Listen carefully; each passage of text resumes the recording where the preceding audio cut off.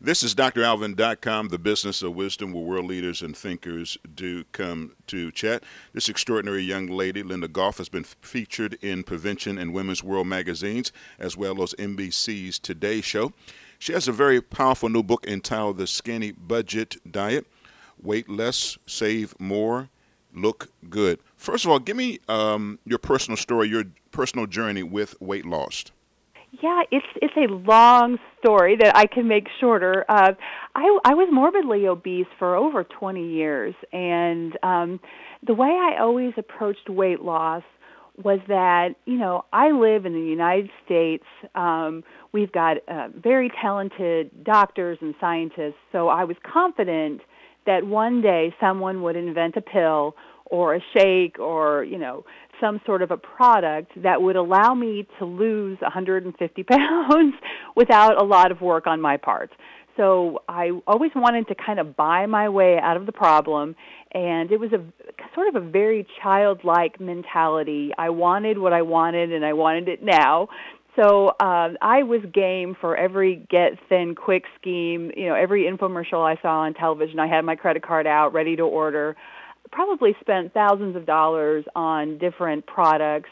And, some of the weight loss plans were healthy. I tried Weight Watchers for a while, and, those are terrific plans, but I didn't have the maturity at those moments to really stick with it. If I didn't lose 5 or 10 pounds in a week, I considered it a failure, and I quit. So it was, I was on a lot of plans, spent a lot of money, and had probably the most extreme thing I tried to do was have gastric bypass surgery. I had a body mass index that was high enough that I qualified for the surgery. I was double the weight that I should have been for being 5'8". I was over 300 pounds. So I qualified with my weight, but my insurance company said I wasn't unhealthy enough. I wasn't diabetic yet. I didn't have heart disease yet. And so they came back and pretty much told me that I needed to keep trying on my own. And at the time, it was incredibly discouraging. But looking back, it was really a gift from God because, again, I wasn't in the right place to put in the hard work. I wanted, the product to do all the work, and I was just going to sit back and watch my body get smaller. And I had to let that go and really approach weight loss with the patience and the wisdom of an adult rather than the immaturity of a child. And that was really the difference between, the weight loss plan that I started in March of 2007, started it with prayer, and really for the first time ever gave myself some time to just lose a pound or two a week, to see where the Lord was going to lead this journey. And, it was sort of the day that I say my bottom hit bottom. It just required a lot of prayer and a lot of support from the people around me. Okay, let's go over some of the specifics of what you just mentioned. Tell me about the adult versus child mentality that you were struggling with. Help me to better understand. Be more specific as what you actually are saying. Well, and, I think a lot of times what we see in the media can lead to some of these issues. We watch television shows where we see people, that are losing 10 or 15 pounds a week, and we think, oh, I can do that at home. Well, if you have a job and a family and, commitments in the community, you probably can't spend, 5 or 6 hours in the gym every day. And so it's really just seeing what the world has out there and wanting that for ourselves. And it is a lot like a child in a toy store. We see what's out there and we want that for ourselves. And it's really, I think, a willingness to be stubborn.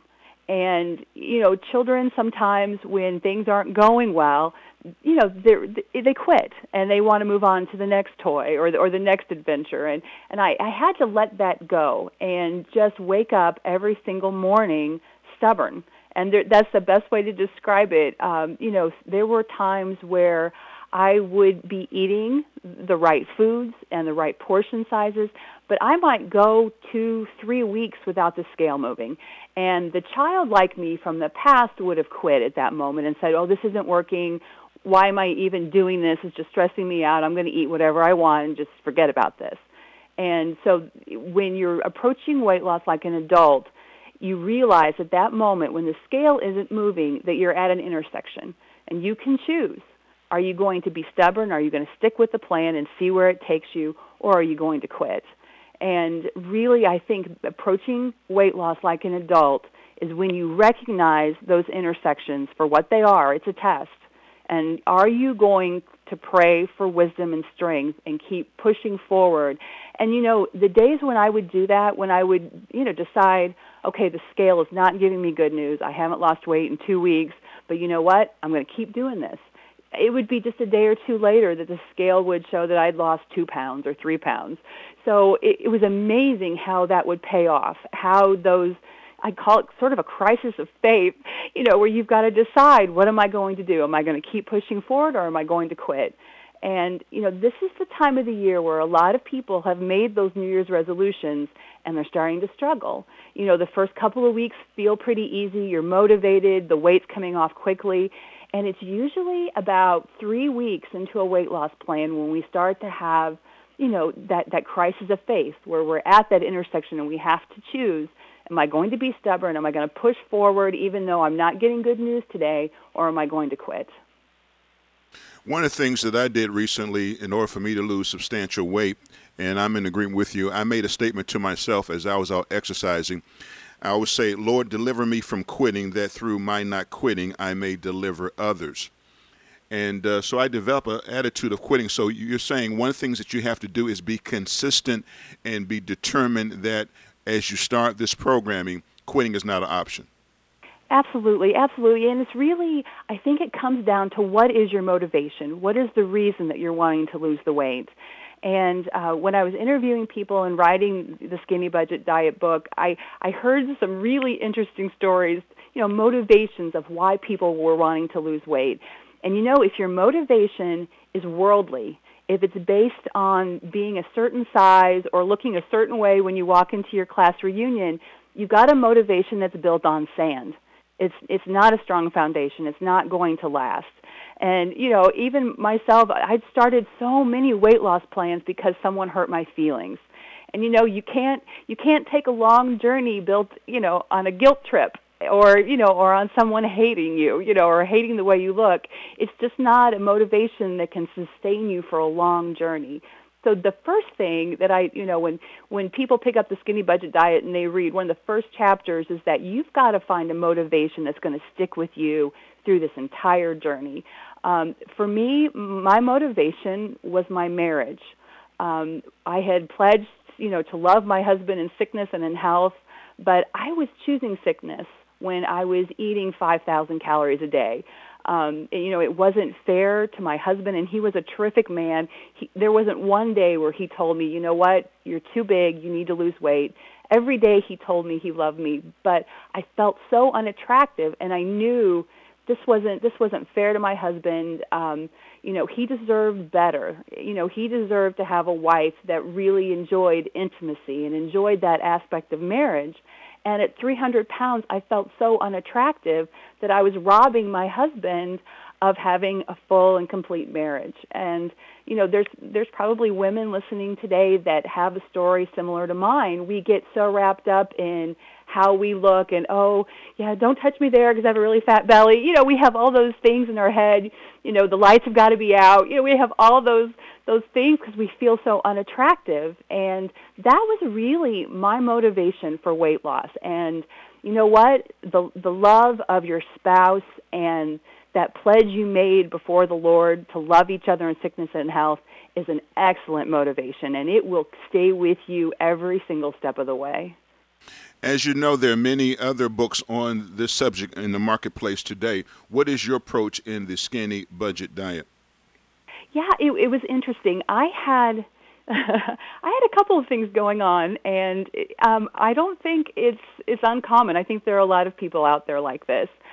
I had a fear of numbers. So not only did I not want to get on the scale because I didn't want to see how big I was, I didn't want to see the months of hard work I had in front of me, I also had a fear of numbers when it came to our personal finances and our debt and how much we were spending on food every month. So I had, what's commonly known as the ostrich syndrome, where I had my head in the sand, didn't want to look at the numbers, and I had to address both of those issues. And that's kind of where the budget comes in with the skinny budget diet, is instead of spending money on get thin quick schemes, I was going to look at our family budget and figure out a way to cook more meals at home, eat less fast food. That was the first way that we started to not only lose weight but lower our food budget, because I could cook my entire family a delicious, low-calorie meal for the cost of one value meal in the drive-thru. So we saw a lot of savings in that area, which was a good thing, and let me tell you why. When you are in the grocery store and you're wanting to, buy healthier foods, maybe get organic fruits and vegetables, spend more money on lean proteins, you're going to spend more money at the grocery store. So you're going to need that savings, that money that you're not spending in the drive-thru anymore. You're going to need that for the grocery store. And it's so funny. I speak with people that don't struggle with weight, and they're like, well, duh, you're eating less food. Isn't that going to automatically lower your food budget? And you would think that would be true, but it actually what happens in the grocery store, when you're in the middle section of the store and you're buying all those processed, boxed foods, they're less expensive than healthier foods. And, if you look in the shopping carts of the people around you, if you've got a cart filled with fruits and vegetables and low-fat dairy and lots of lean protein, you're in the minority. Most people at the grocery store, they're buying, the canned and boxed processed food. So that was sort of a sticker shock moment for my husband and I when we were shopping, was that our grocery store budget went up, but the money we saved by not eating out so often, by avoiding the vending machines, more than made up for it. So we were able to not only lower our size, and my husband lost 50 pounds along with me. So this is sort of a family thing.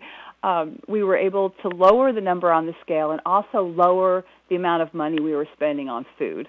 And it was just a really neat thing to see both of those things happen. And what I loved is that when you have success in one area, it gives you the courage to take a look at another area of your life where, maybe you're making some choices that aren't as healthy as you want them to be. So anyone that made a New Year's resolution to lose weight and also get a handle on their food budget, the Skinny Budget Diet book is written for you. It will help you address both of those issues. This is DrAlvinCom, the business of wisdom. This particular interview that we're hearing right now, the Skinny Budget Diet, will be featured at DrAlvin.com on YouTube, DrAlvin.com, the website, as well as Facebook, and you can tweet me at Dr. Alvin Jones. We discover wisdom one brilliant mind at a time. Tell us how to get a copy of this particular book, and tell us how to be a part of your world, Linda. Well, I have a fun website, and I kind of created I took a step back in time and said, okay, when I weighed 300 pounds, what sort of a website would have helped me? So at theskinnybudgetdiet.com, I've got low-fat, low-calorie comfort food recipes. So if you're ready to start losing weight and you want to eat more than just tofu and celery, you want to eat real food, visit theskinnybudgetdiet.com, get some great recipe ideas.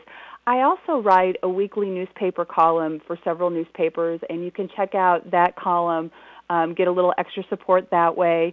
And you can also purchase the book at theskinnybudgetdiet.com, also at Amazon and Barnes & Noble and Christian bookstores all over the nation. Well, thank you so very much, Linda. Appreciate you sharing your personal testimony, your research, and your scholarship. And you continue to have a remarkable and amazing day, okay? Thank you. Have a great day.